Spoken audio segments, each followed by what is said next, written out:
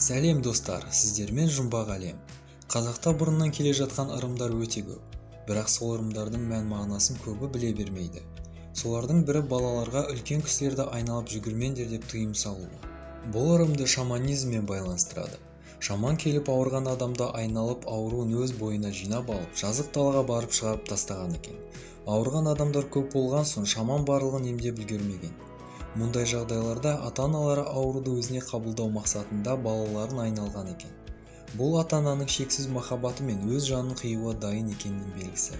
Себебі ата-аналары шаман болмағандықтан өз-өздерін емдей алмайды. Халық арасында балам ауырғаннан көрі менің ауырғаным дұрыс болар еді дегенді естіген шығарсыздар. Сонымен айналайын деген сөздің мағынасы сені айналып, ауруларың мен қорқыныштарыңды өзіме аламын деп түсіндіріледі екен. Сондықтан бала ойнап жүріп, үлкендердің жаман энергиясын өзіне қабылдап алмас үшін тыйым салатын болған. Ал сіз ырымдарға сенесіз бе? Комментарийға жазып кетуді ұмытпаңыздар. Келесі кездескенше.